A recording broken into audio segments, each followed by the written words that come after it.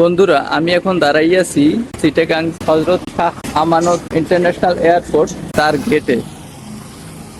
তো এখানে এর বিপরীত পাশটা হচ্ছে, দেখুন এই পাশটা হচ্ছে কর্ণফুলী নদী। তো কর্ণফুলী নদী ঠিক আছে, এখানে সৌন্দর্য বর্ধন করছে বঙ্গবন্ধুর। তারপর এদিকে রাস্তাঘাট কিছু ভালোই করছে, কিন্তু আমার মনটা খারাপ হয়ে গেছে যে দেখুন এই যে কর্ণফুলী নদী কি দোষ করছে যে এই দেয়াল দিয়া আটকাই দেওয়া লাগছে। এই দেখুন, মানুষ কিন্তু এখন আর এই পাশ থেকে নদী দেখতে পারতেছে না। নদী নদী দিয়ে যে জাহাজ টাহাজ যায়, ঠিক আছে, এই জিনিসটা এই যে দেয়াল নির্মাণ করিয়া এটারে সম্পূর্ণভাবে আটকাই দিছে। এই সামনে দেখেন, এই আপুডারে দেখেন, ইনি কিন্তু নদী দেখতে পারতেছে না, কিন্তু ওই বাই ওনরা আবার একটু লম্বা, ওনরা কিন্তু দেখতে পারতেছে। আমরা একটু সামনে যাই। এই যে দেখুন, আমি আসছি, কিন্তু দেয়াল দিয়ে কিভাবে এই নদী আটকাই দেওয়া হয়েছে। আপনি যদি যথেষ্ট পরিমাণ লম্বা না হন কিচ্ছু দেখতে পারবেন না। এই পাশ থেকে সম্পূর্ণভাবে এলাকাটা দেয়াল দিয়ে আটকাই দেওয়া হয়েছে। আর এখন এই দেয়াল কেন দেওয়া হয়েছে, আর এটা কি উন্নয়ন এমন হয়েছে কেন? এই দেয়ালটা যদি আরো ছোট দেওয়া যায়, তো এরকম আরো 2 ফুট যদি কম দেওয়া হইতো, তাহলে কিন্তু মানুষ এসে এই নদীর সৌন্দর্য অবলোকন করতে পারত। কিন্তু দেয়াল দিয়ে সম্পূর্ণ এলাকাটা একদম ঢেকে দেওয়া হয়েছে। তো আমি কর্তৃপক্ষের কাছে এ বিষয়ে তো অনুরোধ জানাই, তারা যেন এই ব্যাপারটা বিবেচনা করে যে আসলে দেয়ালটা কতটুকু উঁচু হওয়া উচিত।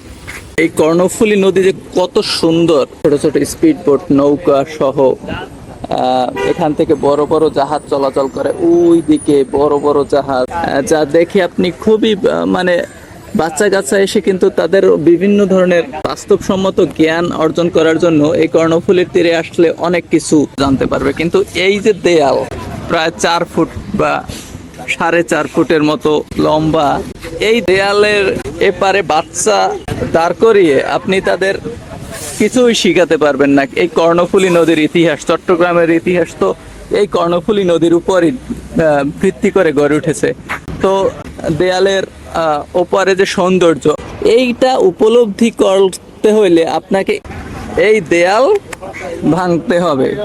এবং এই দেয়াল যদি না ভাঙে, তাহলে আমাদের বাচ্চারা এই দেয়ালের এপাশে থেকেই অনেকটাই কূপমণ্ডুক থেকে যাবে বা গণ্ডমূর্খ থেকে যাবে।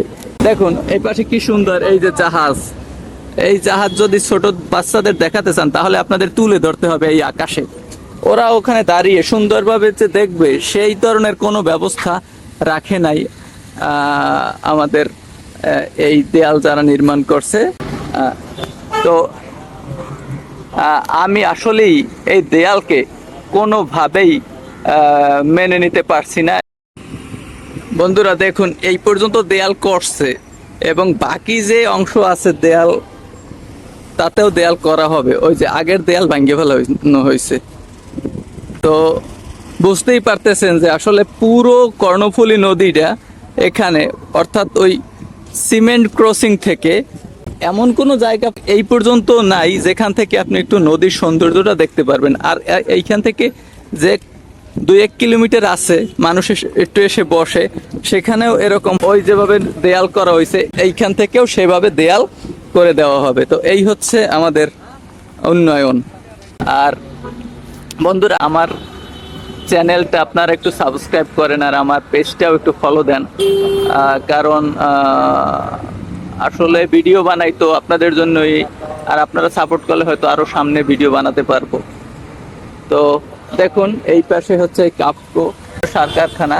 এইসব এখান থেকে আসলে আপনি উন্মুক্ত বাতাস পেতে হলে এই নাকটা আমার মতো, কমপক্ষে আমার মতো উঁচু হতে হবে। আর আপনি যদি একটু নিচু হন, তাহলে আপনি কর্ণফুলীর সৌন্দর্য অবলোকন করতে পারবেন না। তো এজন্য আমি মানে কোনো মতেই এই দেয়ালের পক্ষপাতী না। আমি দেয়ালের পক্ষপাতী না কোনোভাবেই আমি দেয়ালের পক্ষপাতী না। এই চেহারে মানুষ একটু বসতো, কিন্তু এই যে বড় বড় রড ঢুকানো হয়েছে এই পর্যন্ত আসবে। আর তখন আপনারা, নদী তো ভালো, আপনি যে বঙ্গোপসাগরের বাতাস ওইটাই আপনার মাথার উপর দিয়ে চলে যাবে আর আপনি কিছুই পাবেন না। তো ধন্যবাদ ভিডিওটা দেখার জন্য। সামনের কোনো ভিডিওতে আবার নতুন কোনো ব্লগ নিয়ে আসবো। পাশে প্রজাপতি পার্ক আছে, ওই দিকটায় চিন্তা করছি এক সময় এই পার্কে আসবো। ধন্যবাদ ছোট ব্লগটা দেখার জন্য। টেক কেয়ার, আল্লাহ হাফেজ।